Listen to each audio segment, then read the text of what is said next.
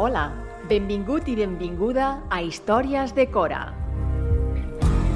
Amb Maria Jesús González alçarem el vol. Noves entrevistes i somnis l'ompliran d'honor. Entra, que ja comença.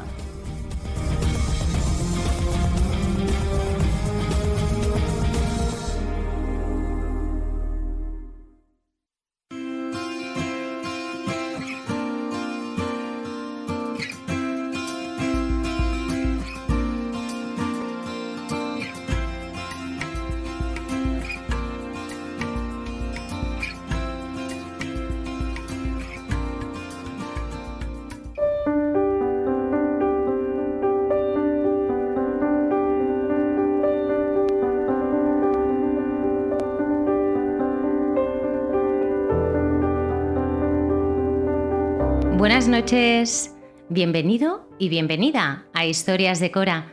Soy María Jesús González en radiocornellà.cat, sintonía 104.6 FM. Recuerda que puedes escuchar Historias de Cora cada vez que quieras en los podcasts que quedan grabados en la sección de mi programa después de cada emisión. Y hoy seguimos con un ciclo de entrevistas que empezó la semana anterior. Y es bonito ver cómo me voy encontrando con historias y con personas que se vuelven en motor para seguir dibujando historias de Cora.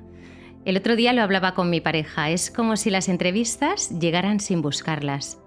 Los motivos son muchísimos para poder compartir contigo. Y creo que este bonito encuentro en radiocornellà.cat, en Historias de Cora, entreteje la manera para hacer llegar a las personas que nos permiten llenarlo de honor con experiencias y herramientas esenciales para vivir. Y hoy especialmente, porque tenemos la suerte de poder compartir programa, iba a decir plató, con dos grandes terapeutas infantiles. Ellas son Ariadna Esteve y Lucía Rivas. Bienvenidas, es un honor teneros aquí en radiocornellà.cat y os agradezco muchísimo el haber aceptado la invitación. Buenas noches, María Jesús, muchísimas gracias a ti por invitarnos. Ellas, quiero explicaros que forman parte de un proyecto terapéutico llamado Arlé, que llevan a cabo aquí en Cornellà. Así que hoy junto a ellas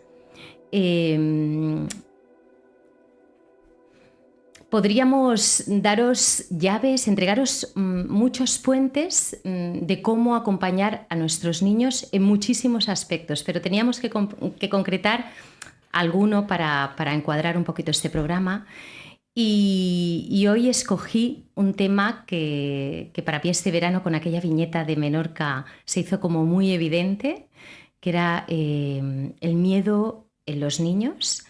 Y creo que hoy ellas van a ser un puente de oro para tener esas claves, para tener esas llaves de cómo poder acompañar y figurar esa manera de facilitar, traspasar esos miedos, sus miedos, que a veces son los nuestros y que entreteje muchísimo de posibilidad y que hoy ellas nos van a dar muchas pistas. Así que vamos allá con esta gran entrevista.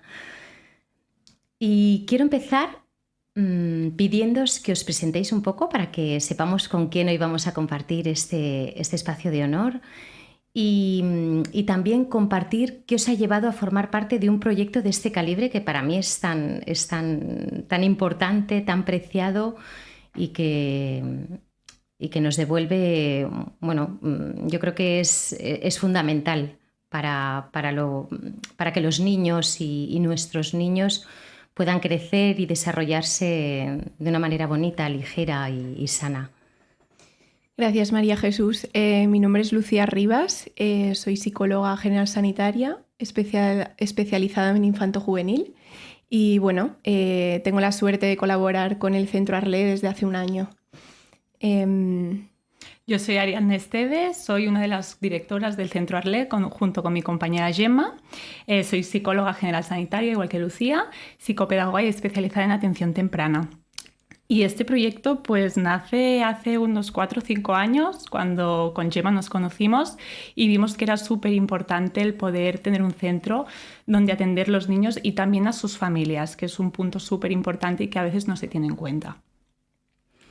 Qué importante, y os agradezco muchísimo la labor que hacéis y bueno, y que hoy además la podáis compartir aquí con nosotros. Va a llegar a muchísimas personas y creo que se va a convertir nos va a dar pistas y se va a convertir en posibilidad para nuestros niños. Nuestros niños, yo creo que tienen muchas maneras de pedirnos ayuda. A veces esas peticiones están muy camufladas y creo que a través del miedo, ¿no? Hay una llamada muy latente a acompañarlos, y ese acompañamiento no siempre se puede improvisar ni siempre puede ser de cualquier manera, y creo que nos vais a ayudar a figurarlo y a entregarlo con honor.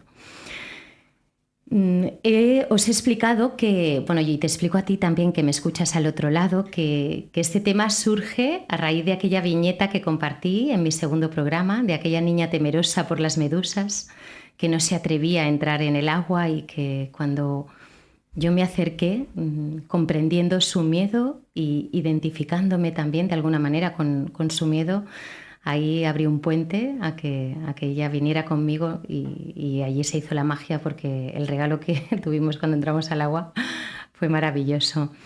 Pero es cierto que el miedo me lo encuentro cotidianamente. Ya sabéis que yo también soy maestra y trabajo con niños en el día a día, y me presentan diariamente sus miedos y me remiten mucho a los míos, a los de mi infancia. Yo recuerdo que tenía muchísimo miedo a la oscuridad, mucho. Luego hubo una edad en que el miedo a la muerte se hizo muy latente y no siempre, y no recuerdo si yo era capaz de verbalizar esos miedos. Creo que los he ido reconociendo con el tiempo. Creo que hay muchos miedos a menudo no verbalizados, pero que se hacen evidentes y que necesitan de una acogida y de un proceso para irlos transformando. Así que este gran motivo ha provocado esta entrevista y voy a empezar con algo que parece muy evidente, pero que no siempre lo es y que me suscita muchísimo interés. Me gustaría que nos explicarais qué es el miedo y que lo definierais, pero desde la perspectiva de un niño. Creo que hoy es muy importante que nos pongamos otras gafas, ¿no? Porque creo que tenemos que empezar a coger lo que un niño nos trae desde su mirada, ¿no? Y desde su sentir. Y no siempre lo hacemos. Totalmente. Y yo creo que para ponernos esas gafas es súper importante primero decir algo, ¿no? Que siempre decimos nosotras en las sesiones, y es que el miedo es una emoción más, ¿no? Porque a veces nos dicen los niños, es que el miedo es malo. No, no es malo. Es una emoción más que tenemos que aprender a gestionar, ¿no? Y a llevar en nuestro día a día. Que el miedo sea malo probablemente es porque lo han oído, ¿no? A sus padres y a sus familias. Entonces es súper importante que esto quede claro, pues para entender toda esta charla, ¿vale? Que vamos a tener a partir de ahora, ¿vale? Entonces, desde la perspectiva de un niño, pues al final es una sensación súper, súper incómoda, súper desagradable, que ¿qué requiere? Requiere a un adulto, a un padre, a una madre, a un tutor, a un profesor, que lo acoja, que lo ayude, que lo acompañe y le valide, ¿vale? Dándole siempre la autonomía y la seguridad para que él lo pueda solucionar y afrontar. Siempre poníamos ejemplos, ¿verdad, Lucía? Sí, un ejemplo que ponemos que creo que recalca muy bien lo que es el miedo, ¿no? A los padres, para explicárselo, es bueno, cuando el niño te dice que tiene miedo a un monstruo, podemos decir que es igual de real que como si al padre le pudiésemos decir, ¿no? Que hay un tigre que te está esperando fuera de la puerta y que te puede atacar, ¿no? Entonces es importante, como decía Ari, ¿no? Pues poder validar ese miedo y pensar que el miedo que tiene no es inferior al nuestro, ¿no? Al que tenemos nosotros. Por tanto, se puede decir que sentimos miedo cuando percibimos un peligro que está fuera de nuestro alcance, ¿no? Entonces, cuanto menos alcance, cuanto menos control, más miedo se tiene. Wow. Me encanta cómo lo transmitís y me gusta el lugar que le dais y el valor, porque creo que como adultos nos ha costado mucho nombrar el miedo y compartirlos, ¿no? Y a veces en ese no dar el valor es porque también hay como una huida, ¿no? pero de los nuestros propios, ¿no? Y a menudo ocultamos, huimos, disimulamos los miedos, ¿no? Y nos cuesta cogerlos. Y si nos cuesta coger los nuestros, imagínate los ajenos, ¿no? Y más los de nuestros hijos. Y desde este lugar me gustaría destacar la importancia de darles el lugar a los miedos y creo que de alguna manera el miedo nos ayuda a darle el lugar a nuestro hijo o a nuestro niño o al niño que nos está haciendo la demanda, ¿no? Yo creo que hay un valor detrás de todo esto que a mí, bueno, me nace un poco, ¿no? Es como yo atendiendo ese miedo, ¿no? De alguna manera atiendo una parte fundamental de él, que quizá es mucho más potencial que no ese miedo, ¿no? Detrás de ese miedo hay algo ahí súper latente a desarrollarse, a transformarse, que por eso es muy importante esa mirada, ¿no? Y desde qué lugar la hacemos. Creo que nuestra cultura nos ha impulsado a evitar mucho el miedo y a taparlo, y eso influye en cómo acompañamos el miedo en los niños. Y por otro lado, hemos vivido últimamente como el otro extremo, ¿no? Circunstancias sociales y mundiales como el de la pandemia, que lo han disparado, quizá en un extremo, en otro extremo y de forma muy poco sana. Creo que, como decíais, el miedo no es ni malo ni bueno, pero depende cómo esté, ¿no? Que lo provoque, ahí sí que se puede generar algo que puede ser muchísimo menos sano. Así que en un momento como este creo que es fundamental, por eso le he traído hoy este tema al programa, es fundamental la oportunidad que nos ofrecen los niños con sus miedos. Primero a escucharlos, luego a transformarlos. Pero ¿por qué es importante? ¿Por qué? ¿En qué matizaríais o destacaríais la importancia de acompañar y dar cabida al miedo de los niños? ¿Y cómo determina la escucha? Bueno, como decíamos, ¿no? En primer lugar, y lo más esencial, consideramos que es validar y normalizar esa emoción, la del miedo, que pueda sentir el niño, y sobre todo que pueda sentirse acompañado y entendido, ¿no? Y con esto pues conseguimos que puedan desarrollar habilidades emocionales y que aprendan a afrontar ciertas situaciones que puedan ser desafiantes y que puedan aparecer en un futuro, ¿no? Para ellos. Totalmente, al final ignorar o minimizar los miedos, ¿no? Con frases que muchas veces oímos, ¿no? Que las hacemos con toda nuestra buena intención, pero tenemos que pensar un poco en la frase que estamos diciendo, ¿no? Frases como, no tengas miedo, estás exagerando, este miedo es de bebé, ¿no? Cuidado, porque estamos invalidando esa emoción realmente, ¿no? Entonces, ¿qué repercusiones puede tener invalidar esa emoción? Pues esa invalidación, al final, le estás enseñando a tu hijo que cuando tiene una emoción, las personas, muy buenamente, ¿no? Pero las personas referentes la están invalidando. Entonces, yo crezco así, ¿no? Entonces, en la edad adulta, en la adolescencia, puede desencadenar en más miedos, en ansiedad, ¿no? Nos ponemos muy catastrofistas, ¿no? Sí, pero creo que es muy ser importante también tenerlo presente, ¿no? La importancia de validar, y nosotras estamos cansadas de decirlo, validar, validar y validar. Es básico, básico. Te estaba escuchando y era como sentir la emoción en mi cuerpo, porque había algo que me decía, ostras, qué verdad más grande, y me remitía a etapas en las que yo sentí mucho miedo. Cuando era pequeña yo era muy miedosa. Para mí la oscuridad era uff. Y ahora me estabais llevando a esa experiencia. Y yo quizá no supe verbalizarlo, o quizá no supe... bueno, porque a veces los niños no encontramos la manera, porque ocupamos roles que ya nos hacen disfrazarnos de fortaleza, de una fortaleza que a veces, ¿no? Oculta esos miedos o no nos permite. Nosotros nos creemos que no tenemos el permiso de expresarlos o de manifestarlos.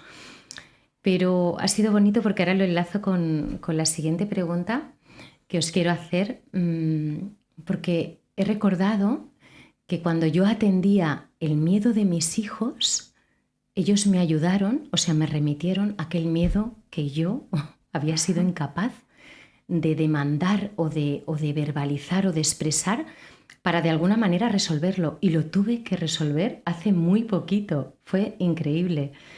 Y ahora no estaba Tengo siempre como un guión para acompañar estas entrevistas y me ha venido un flash de todo ese proceso que yo he vivido hace poquito, ¿no? Y creo que a todas las personas que nos escuchan, habrá muchos padres, madres, profesionales de la educación, tíos, ¿no? Hermanos, y decirte que cuando hay una demanda de miedo en un niño que está cerca a ti, siempre se convierte en una oportunidad brutal a transformar algo de él, pero a transformar algo también de ti. No sé cómo explicarlo.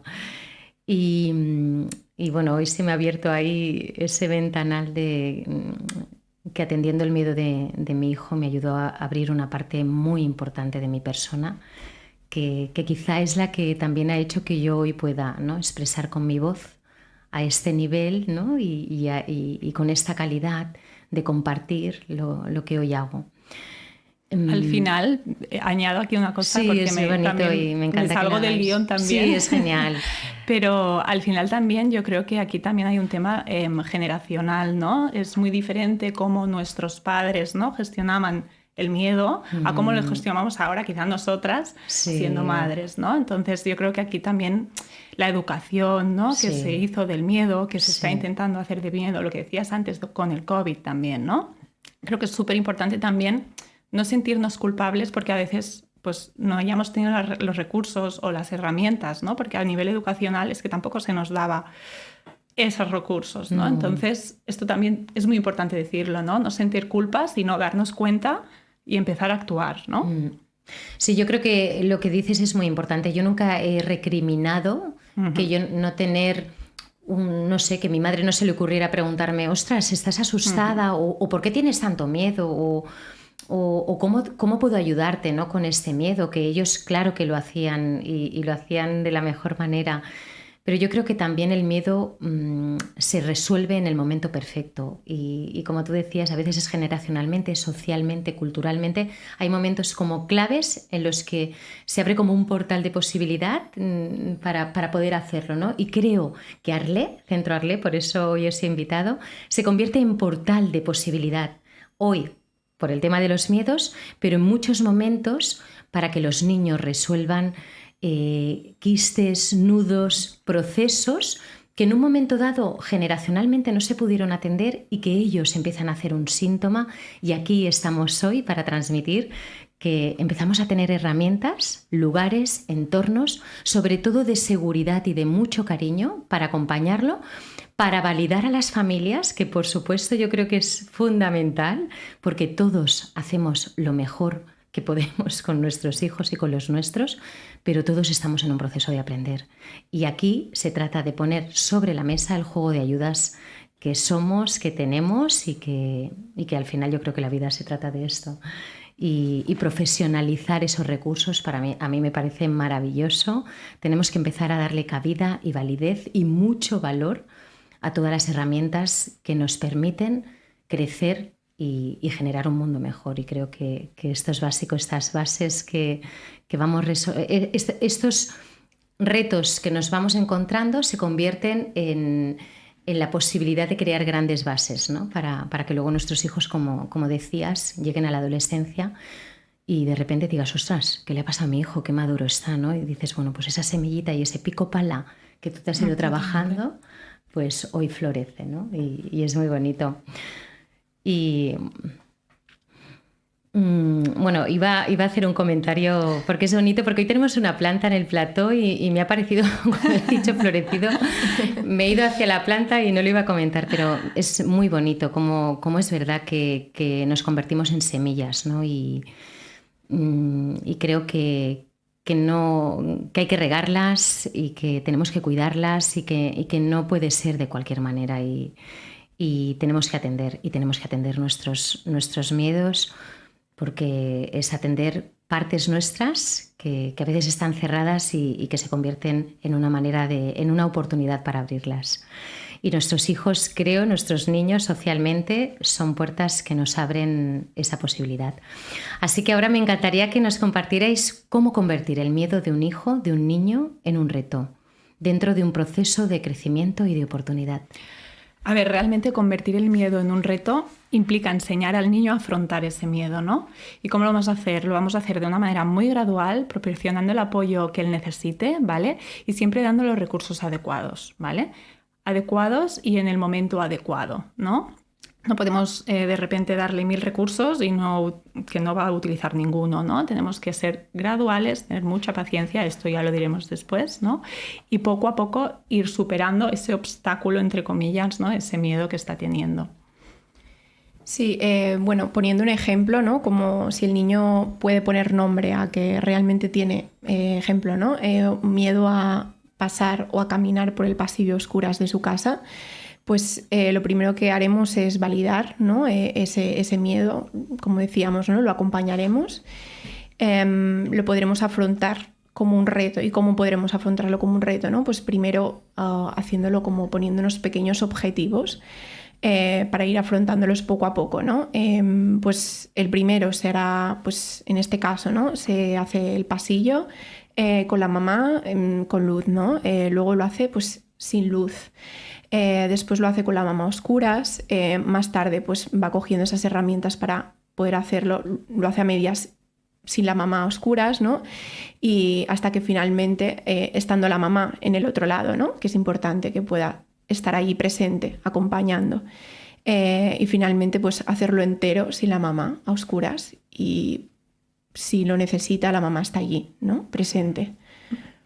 Yo creo que esto es importante también poder decir que este ejemplo que ha explicado Lucía, a los niños se les puede plantear, una vez has trabajado el miedo, has hablado del miedo, lo has validado y lo has acompañado, ¿no? Se los puedes plantear como, es que hasta un juego, ¿no? Es decir, nos vamos a convertir en superhéroes, nos vamos a poner una capa y vamos a pasar el pasillo sin mamá, ¿no? O sea, potenciar esa autoestima, esa autonomía, ¿no? Desde una manera que puede ser un juego, ¿no? Creando un juego del propio miedo que él ha tenido, ¿no? Entonces, yo creo que es súper chulo poderlo trasladar pues, a los oyentes que nos estén escuchando, porque realmente funciona muy bien, ¿no? Y los niños lo ven como un reto, ¿no? Un reto de un juego, ¿no? Así Qué es. interesante y es así. A veces es mucho más sencillo la manera, ¿no? de acercarnos a métodos, ¿no? De acercar el no miedo a los niños. No sé cómo explicarlo, las estrategias y bueno, yo creo que el juego y todo lo que tenga que ver, ¿no? con la fantasía es mucho más fácil. Ahora recordaba que muchas de las entrevistas o acompañamientos que hago a familias, ¿no? Muchas madres y padres ante los miedos de sus hijos acaban reconociendo que muchos miedos son provocados por los suyos propios, ¿no? Porque acaba apareciendo un miedo, pero ha sido provocado por una actitud que venía del miedo del padre, por una conducta o por un hábito que ha sido determinado por el adulto, no por el niño. Y el niño al final acaba, cuando quieres cambiar ese hábito o esa conducta, el miedo el hijo ya está atrapado en una dinámica que entonces él aflora el suyo, ¿no? Y bueno, y los padres así tal cual me decían, es que María Jesús, muchas veces es que ese miedo se lo he provocado yo, ¿no? Por ejemplo, me hablaban del miedo a dormir solo, ¿no? Que hay padres que no querían que sus hijos durmieran solos, que no querían separarse de sus hijos, el miedo a caerse, o el miedo a que le pase algo cuando yo no esté, si se va con un amiguito o si se queda en casa de alguien, ¿no? Es el miedo de un padre a que su hijo se haga daño, ¿no? Y el miedo a no saber, a no poder controlar, y al final acaba el niño teniendo un miedo a cualquier movimiento, pero no es su miedo, es el miedo del adulto que ha acompañado continuamente con un condicionamiento que al final el niño ya sin ese condicionamiento no sabe vivir, ¿no? Y muchas veces también traduce la gran exigencia, ¿no? de los padres y de las madres. Así que muchos padres tengo claro que al hablar del miedo de sus hijos están traduciendo los suyos. Yo tengo alumnos que no hablaban de sus miedos y que ellos mismos tenían muy claro que hablaban de los de sus padres. Me gustaría que vosotras, con vuestra experiencia y trayectoria, la que tenéis y todo ese recorrido que también os habrá ido enseñando y modificando también maneras, ¿no? no sé, ¿qué podríais compartir de qué creéis que se juega realmente del miedo de los adultos, de nuestros miedos, en la manera de acompañar el miedo de nuestros hijos, de nuestros niños? Realmente es que va a determinar absolutamente 100% la manera en cómo los acompañemos, ¿no? Es decir, experiencias, miedos no resueltos de los adultos van a influir en la capacidad que tendrán los niños de manejar ese miedo, ¿no? Entonces, ¿qué puede generar eso? Pues como estabas diciendo tú, ¿no? Actitudes de sobreprotección, evitar pues, pasar por el pasillo a oscuras, ¿no? Porque la madre tenía ese miedo o el padre tenía ese miedo. Entonces, siempre que nos llega un niño a terapia con un miedo, nosotras siempre hacemos revisión de los miedos de los padres, ¿no? Y es como, a ver, ¿cómo estamos? Hacemos como un poco de esquema, ¿no? De los padres, de radiografía de miedo, ¿no? De los adultos. Entonces, una vez hemos hecho esa radiografía, si detectamos que los padres necesitan ayuda, se la brindamos también, ¿no? Porque al final es resolver el propio miedo que tengo yo para poder ayudar a mi hijo o a mi hija, ¿no? Entonces, influye de manera directa y 100%, ¿no? Sí, como decía Ari, ¿no? Es importante también diferenciar cuando el miedo del adulto no está ayudando al hijo y cuando sí realmente, ¿no? Cuando no estaría ayudando al hijo, pues cuando el miedo del adulto implica un miedo descontrolado, ¿no? Y que este puede afectar a ciertas dinámicas de la familia, ¿no? A sobreproteger a nuestro hijo o a incluso evitar situaciones porque el adulto le da miedo, ¿no? Y cuando sí podría ayudar el miedo del adulto a nuestro hijo, pues yo creo que es cuando el propio adulto puede poner nombre, como decíamos, ¿no? El etiquetarlo y ponerle el nombre de realmente tenemos miedos que a lo mejor no han salido ahí, pues nombrarlo. Y también nos puede servir para empatizar nuestro miedo con el de nuestro hijo, ¿no? Yo también tuve este miedo cuando era pequeño y me ayudó esto, ¿no? Y poder tener esa conversación que creo que puede ser muy bonita, ¿no? Y aquí lo explicamos muy fácil, pero realmente es algo complicado, ¿no? Es decir, al final, nosotras siempre decimos que los niños son un reflejo de nosotros mismos, nos hacen de espejo en todo, en lo bueno y en lo no tan bueno, ¿no? Claro. Entonces, aquí queda muy idílico, pero es un proceso también, ¿no? Para los adultos y para los padres. Realmente acompañar el miedo no es nada fácil. Para mí es como un juego de equilibrios, porque es importante atenderlo, pero sin caer en el drama, porque eso lo haría más grande. Y creo que a veces los padres y las madres, con toda nuestra buena intención, al contemplar los miedos los llevamos al extremo y el síntoma entonces se hace más grande y hace que entre los hijos y los padres se acaben generando dinámicas a veces de apego y dependencia. No sé, ¿cómo creéis que sería, no sé, cómo orientáis para que esto no suceda? ¿Qué es importante tener en cuenta para acompañarlos sin generar dinámicas de apego y dependencia? Al final, lo más importante es pensar qué le quiero enseñar a mi hijo, ¿no? De esto que está pasando o a este niño o esta niña. Al final, el acompañamiento que debemos hacer es siempre pensando en que lo que queremos lograr es que sea independiente y autónomo, ¿no? Acompañándolo, validándole, dando estrategias, dándole recursos, pero siempre dejando que él finalmente, ¿no?, lo pueda hacer de manera autónoma. Aquí nosotras nos hemos puesto para explicaros un poco cómo explicamos nosotras lo que es el círculo del apego, ¿no? Nos tenemos que imaginar la vida de nuestro hijo como si fuera un círculo, ¿vale? Entonces, en este círculo nos tenemos que imaginar unas manos en medio. Esas manos son las manos de papá o son las manos de mamá. El niño hace su vida y esas manos están allí, sabe que están allí y cuando necesite esas manos puede recorrer a esas manos siempre que lo necesite. Igual, ¿no? Si como padre o madre vemos que nuestro hijo necesita esas manos, las podremos brindar, ¿no? Pero son unas manos que están, no que están 24/7 todo el día con el niño, no. Vamos a darle espacio, ¿no? Vamos a dejar que sea autónomo, vamos a dejar que él con nuestras manos al lado pueda progresar y pueda seguir venciendo, ¿no? O afrontando esos miedos con los recursos brindados, pero de manera autónoma.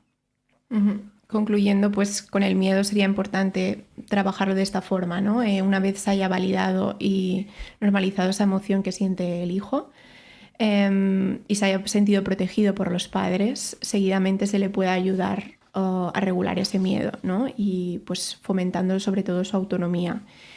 y buscando estrategias que le resulten útiles para enfrentar ese miedo poco a poco. Pero sobre todo, ¿no? Que también, como decía Ari, pues que esté allí esas manos y que sepa que esas manos del papá y de la mamá están allí por si lo necesita, una vez se enfrente a eso.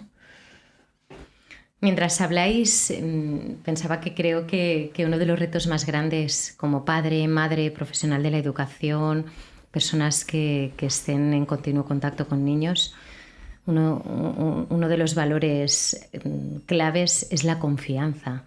Yo ahora hablabais y decía, un padre o una madre o alguien que no tiene confianza, esas manos es incapaz de dejarlas allí. Yo a veces tengo la sensación de que ahogamos a nuestros hijos y no les dejamos margen de movimiento. Yo he visto como niños, antes de contestar, miran al padre o a la madre para ver qué dicen, o al revés, hay padres y madres que ya han contestado antes de que el hijo abra la boca. Y creo que para que haya confianza y para que haya caminos de verdadero acompañamiento, porque creo que para mí es como la misión más importante de mi vida, el reto de acompañar a mi hijo y a mi hija. Es una gran responsabilidad, pero no puedo hacerlo de cualquier manera, y eso ha supuesto trabajar mucho en mi amor propio, en la confianza que yo tengo en mí. Me ha permitido empezar a dejar esos espacios, a entender que amar a mis hijos era ofrecerles espacios de libertad, que ellos tuvieran siempre muy claro dónde estaba su pilar o dónde estaba su apoyo o su columna, ¿no? Sobre todo en estos primeros años, y luego su columna será otra, ¿no? Y su pilar será otro, para que se acaben convirtiendo ellos en sus propios pilares. Pero hay padres y madres que pretendemos que nuestros hijos no dejen de mirarnos, y nosotros tenemos que ofrecer miradas de seguridad a nuestros hijos, pero para que ellos puedan mirar el mundo con esa confianza y esa seguridad. Y creo que eso es en una dirección, ¿no? Y cuando eso lo confundimos, ahí todos, incluso nuestros hijos, se pierden. Y bueno, me encanta porque me vais ayudando a abrir esas lucecitas que la voz está deseando de compartir contigo también, que nos vas escuchando y que seguro que vas diciendo, ostras, esto me recuerda a aquello que me pasó, o aquí tienes toda la razón, ostras, esto me cuesta muchísimo. A todos hay procesos en acompañar el miedo de nuestros hijos que nos cuestan mucho, pero lo importante yo creo que es seguir intentándolo y acabar formando parte de este juego de ayudas y entre todos encontrar siempre la mejor manera, que no siempre es la misma para todos. Bueno, yo quería también compartir que el miedo nos ha salvado. O sea, es un sentimiento que nos ha ayudado muchísimo como especie. En el programa anterior, Silvia y Nerea nos hablaban de cómo el sistema nervioso, ¿no? Se había desarrollado gracias a este sentimiento. Y es verdad que es un sentimiento, como decíais vosotras, que había que normalizar y darle cabida, porque está muy presente en lo cotidiano y es necesario y forma parte de la humanidad. Pero es cierto que a veces yo he observado terror y fobias en niños y en niñas. Y claro, son miedos ya llevados al extremo y miedos que provocan mucho sufrimiento y miedos que no están basados en evidencias ni en algo real, y que sobre todo, que esta es la parte más dolorosa, acaban condicionando y provocando, distorsionando lo cotidiano, ¿no? Condicionando una rutina ordinaria y como decía también, y vuelvo a repetirlo, provocando un gran sufrimiento que para mí es lo más doloroso. Así que llegado a un punto en el que tú identificas una fobia o un terror, no sé, es necesario pedir ayuda. ¿Cuándo pedir ayuda a un profesional como vosotros, a unas profesionales como vosotras? ¿Cuáles son los indicadores de riesgo? Bueno, para empezar es verdad que tenemos que tener presente, ¿no? Que los miedos, la gran parte de los miedos de los niños son evolutivos, ¿no? Estos son aquellos que aparecen y que si hay una buena gestión de ellos pueden desaparecer solos, así como aparecen, desaparecen, ¿no? Entonces Ocurre que de forma evolutiva son más frecuentes unos más que otros en función de la edad del niño, ¿no? Pues, por ejemplo, de 0 a 2 años está frecuente el miedo a la separación, a los ruidos fuertes, a los extraños. De 2 a 6 años aparece, bueno, sobre todo el de 5 a 6 años, ¿no? Es una etapa muy imaginativa donde aparecen los miedos a los fantasmas, a los monstruos, a la oscuridad y, bueno, también a los animales. De 6 a 8 años suelen ser presentes miedo a la sangre, a los daños físicos, a la soledad. Y ya más mayores, ¿no? De 8 a 11 años, la muerte, el fracaso, el abandono, las relaciones sociales. Pero sí, teniendo esto, ¿no? Cogiendo esto, que estos sí que se pueden gestionar y son frecuentes y pueden desaparecer si los gestionamos bien, ¿cuándo sería importante acudir a un profesional, ¿no? ¿Qué indicadores tendríamos que tener presentes para acudir al profesional? Al final es muy importante ver qué interferencia está teniendo ese miedo en el día a día del niño, ¿no? Si vemos un niño con un estado de ánimo pues más irritable, más nervioso, porque pasa que los niños muchas veces no muestran la tristeza o no muestran el miedo, lo muestran a través de nervios, irritabilidad, cansancio, no me apetece salir, ¿no? O me apetece mucho estar con papá, me apetece mucho estar con mamá.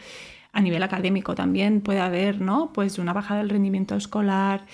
O sea, que vemos que nuestro hijo está pasando algo, ¿no? Y entonces también puede tener pesadillas, terrores nocturnos.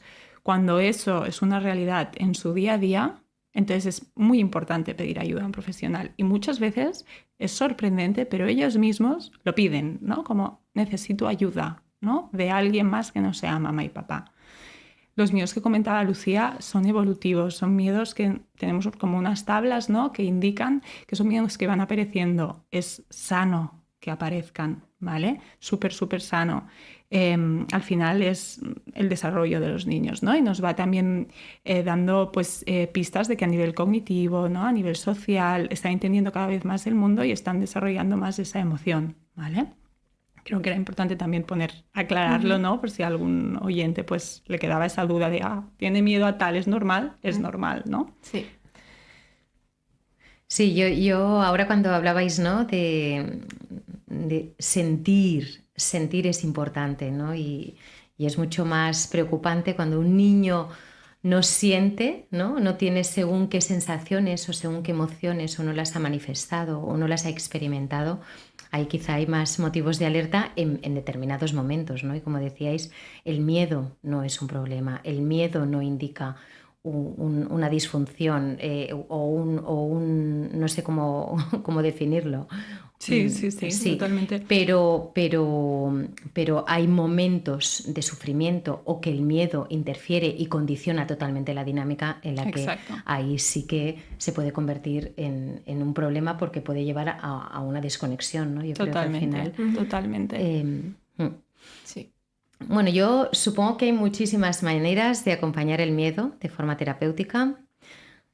Si queréis dar alguna pincelada de cómo acompañáis vosotras el miedo en los niños en terapia y también supongo que cuando acompañáis a los niños acompañáis a las familias, ¿no? Uh-huh.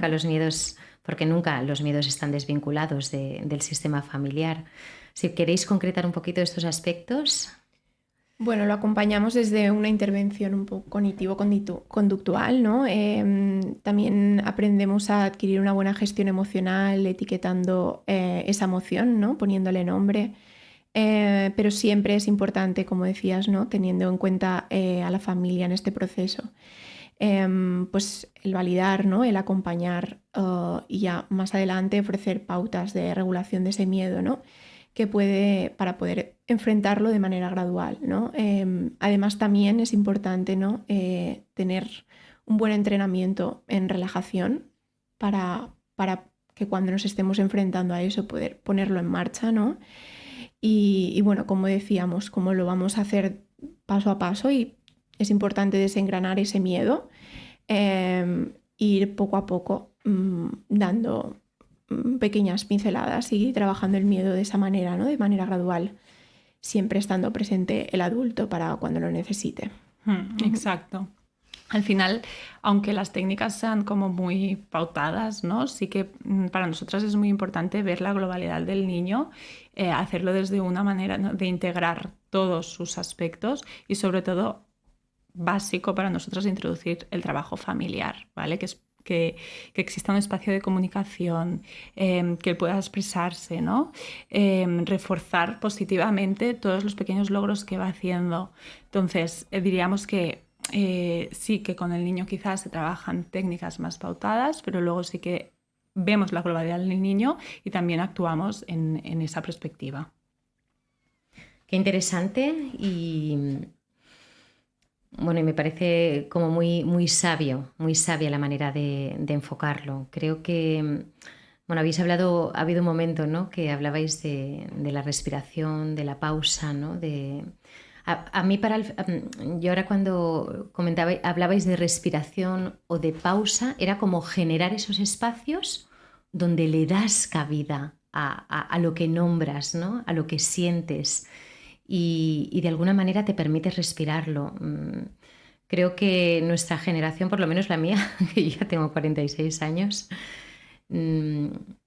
somos muchas las personas que nos ha costado mucho conectar con el cuerpo, porque venimos de una generación de padres y madres muy hacedores, muy educados desde el esfuerzo, han jugado un papel fundamental en sus familias, han tenido que intentar como potenciar su futuro, pero al mismo tiempo sostener sus redes familiares. Se me ponen los pelos de punta de pensar todo ese rol que jugaron, pero eso los llevó a estar muy desconectados de su sensación y de su sentir, y entre ellos pues del miedo. Y ha habido mucho miedo taponado y yo estoy aprendiendo, o he aprendido en este proceso de vida a coger el miedo, pero ahora estoy aprendiendo a sentirlo en el cuerpo, a tocar ese miedo, a respirarlo sin juzgarlo. Y es muy importante compartir esas sensaciones, pero es muy importante respirarlas. Y ahora cuando habláis de respiración, me parece súper bonito y súper importante que a nuestros niños, desde casa, desde las escuelas, desde los diferentes entornos, les acompañemos en momentos determinados, en momentos de angustia, en momentos de parar, respirarlo sin juicio y dándole la cabida, porque creo que los miedos ahí luego nos dan unos regalazos, porque ahí es donde se difuminan muchas de las trampas o de los fantasmas o de los personajes que nos hemos montado y que están disfrazados de miedo. Qué interesante, me está encantando este ratito con vosotras. Yo creo que estaríamos muchísimo más rato, aún nos quedan unos minutitos y vamos a aprovecharlos hasta el final. Sé que cada caso es un mundo y cada caso que entra en una sesión de terapia necesita una manera determinada, cada sistema familiar se ubica y funciona de una manera y seguro que vais tirando como de hilos de oro, ¿no? Y ahí empieza la magia de esas sesiones terapéuticas. No sé si nos podríais dar claves, o igual ya nos habéis dado muchas, para que ese acompañamiento tenga un sentido. Sí, uno de los puntos claves, ¿no?, sería el vínculo que pueda existir tanto profesional con el niño, como hablábamos también, como lo trabajamos con las familias, el vínculo mamá, papá y niño, ¿no? El apego que pueda existir allí. El validar, evitar completamente las frases como qué tontería, ¿no? Esto no da miedo, esto es de bebés, ¿no?, como decía también Ari antes. Y bueno, empatizar también con ese miedo. Pues si lo hemos sentido así, es súper importante poderle decir que también, ¿no?, que la mamá también ha tenido ese miedo y que podemos dar ese espacio, ¿no?, a que salga esa conversación. Total, y también yo añadiría quizás también que tener muy presente que los ritmos de los niños no son los ritmos de los adultos, porque vivimos en una sociedad frenética y es como miedo resuelto, no, ¿no? Entonces es la inmediatez, ¿no?, en todo. Entonces es súper importante tener paciencia, acompañarlos, como decía Lucía, crear un entorno seguro y siempre, siempre, siempre tener el objetivo de pues, promocionar la autonomía, ¿vale? Esto es lo que ya hemos comentado en las otras preguntas. Importante, ayudarlos a crecer, ayudarlos a que sean ellos, a que el foco esté en ellos, a que las riendas las lleven ellos. Me vienen muchos flashes bonitos de todas las pistas que nos vais dando y bueno, yo creo que podríamos estar muchas horas compartiendo y es muy bonito. Yo creo que a todas las personas que nos escuchan le estaréis abriendo muchas lucecitas, ¿no? Y se estarán... Yo creo que al final la oportunidad también es cuando tenemos como puertas para empezarnos a cuestionar maneras, formas, ¿no? Y que eso no se convierta en un culparnos, sino en un camino a liberarnos, ¿no? A encontrar como un... No sé, es como cuando vas subiendo escaleras y dices, ostras, ya he subido dos peldaños más, o subes una montaña y ya estás más cerca de la cima. Yo creo que lo que decías de los procesos, esto es como la meta, o sea, la vida, lo importante es el camino, ¿no? Pues yo creo que la riqueza está en los procesos y al final el miedo es la excusa, ¿no? Pero de ese proceso para afrontar el miedo nos llevamos grandes llaves, grandes regalos y se empiezan a generar vínculos muy distintos. Yo cuando hay personas o compañeras o familias que me dicen, ¿qué has hecho?, ¿no? Pues le he mirado con una mirada de compasión porque me he sentido totalmente identificada y porque además se lo he expresado, ¿no? Porque tapamos mucho nuestra vida o lo que somos y es que todos somos personas que estamos aquí aprendiendo a vivir y cuando un niño ve que él es otro más como tú, que tú no eres más que él y que estás allí para acompañarlo, pero que tú también tienes mucho que aprender y le transmites tu proceso y que tú también has pasado miedo, ya te mira, su mirada se abre porque sabe que no estás allí para cogerlo y llevarlo, sino para acompañarlo y para hacer que se abra a una experiencia de vida que cuando la vives desde ese lugar se empieza a convertir en un regalo. Yo creo que a nuestros hijos, a nuestros niños, tenemos que empezarles a transmitir que la vida es un regalo y que esos miedos están ahí para que cada vez el regalo se vea más grande, más bonito, más ligero y con más ganas de disfrutarlo. Me encanta porque hay muchas cosas que no tengo preparadas y me gusta mucho que sea así porque creo que al final cuando habla el corazón y es la voz la que se alza, aquí se hace la magia también con el micro y en estos programas bonitos. Me gustaría que nos pudierais... bueno, yo que tenía como un apunte, ¿no? que decía que a menudo las elecciones y las dinámicas de una familia, tristemente o sin querer, pero digo tristemente porque ahí se ha perdido la oportunidad del miedo, ¿no? Cuando una familia, su dinámica está totalmente supeditada y condicionada por estos miedos. Y ahí lanzo una de las últimas preguntas, que es cómo acoger los miedos sin que se acaben convirtiendo en el centro de las dinámicas y que por tanto determinen nuestra vida. Sobre todo, yo creo que es muy importante para ser breves, porque si no podríamos hablar mucho en esta pregunta, ¿no? Que una dinámica siempre tiene que cambiar, ¿vale? Es decir, puede ser que la dinámica de la familia haya cambiado al principio, pero tenemos que tener en mente siempre, siempre, siempre qué dinámica queremos tener y qué dinámica tenemos que recuperar, ¿no? En el caso que tuviéramos una dinámica que nos funcionara antes. Entonces, las dinámicas pueden cambiar, pero siempre con el objetivo de fomentar la autonomía de los niños. Claro, y en caso de no ser así, el miedo del niño, ¿no? podría llegar a afectar a la dinámica familiar y por tanto no ser una buena gestión de ese miedo, ¿no? Pero bueno, como dice Ari al principio, se tiene que poder escuchar ese miedo y seguramente al entenderlo puedan modificarse, ¿no? algunas dinámicas, pero bueno, poco a poco ir separando, ¿no? y distanciándonos para poder acompañar, pero desde otro lugar. ¿Queréis concretar algún ejemplo? Nos quedan muy poquitos minutos. Por ejemplo, el dormir, ¿vale? Puede ser que un niño empiece a tener miedo a la oscuridad y duerma con sus padres, ¿vale? a lo mejor es necesario que duerma con sus padres unos días para poder finalmente, si el objetivo es que duerma en su habitación, que pueda dormir en su habitación, ¿vale? Es decir, es importante. Son transiciones necesarias. Exactamente, sí. Muy bien. Bueno, yo agradezco muchísimo vuestra presencia, todas las llaves que nos estáis entregando con esta entrevista. Pero bueno, yo creo que es un honor teneros en Cornellá, teneros como recurso, como tesoro para ser puente a esos momentos y a esos procesos tan importantes de nuestros niños que tenemos que cuidar con tanto cariño y con tanto valor.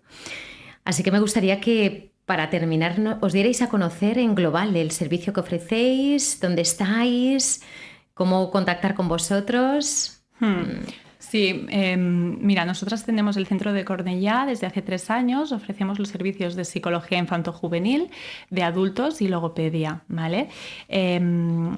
Realmente la población de Cornellá nos ha acogido tan y tan bien durante estos años que nos hemos lanzado a abrir otro centro en Cambrils, ¿vale? Entonces, también ofreciendo los mismos servicios.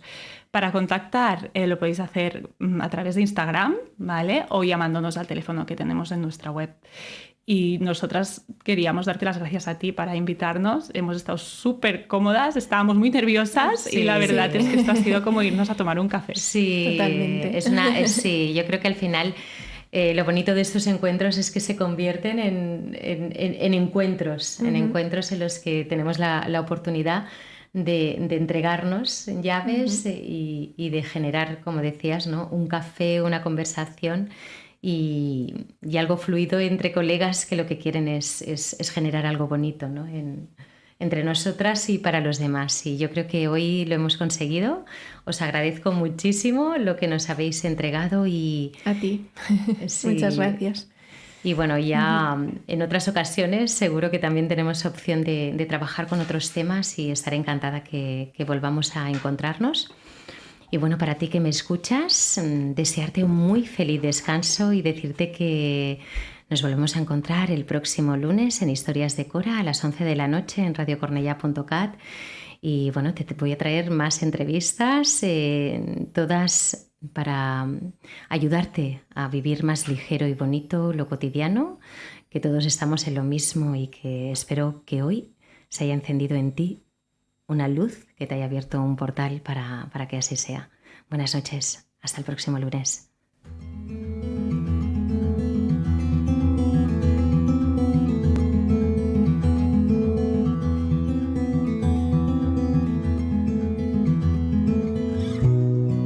Trees around your window, the moonlight on your face. From this lonely tower to the surface of your well, in the cold sand of time, following coral trail,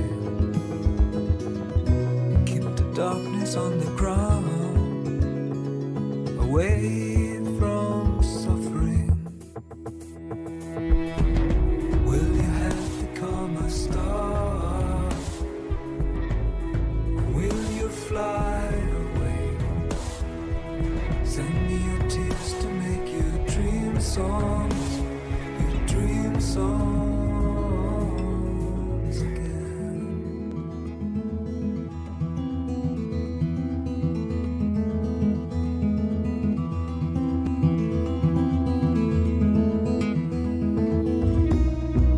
Far away from home, I feel you by my side. Your sound is like the dawn, moving nimbly through the clouds.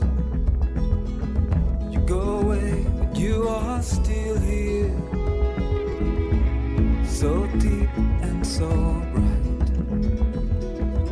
In the tallest tree in heaven, where you'll always shine. Will you have become a star? Will you fly away? Send me your tears to make your dream songs, your dream dream songs again. Will you have become a star? Will you fly away? Send me a text to make your dream songs, your dream songs.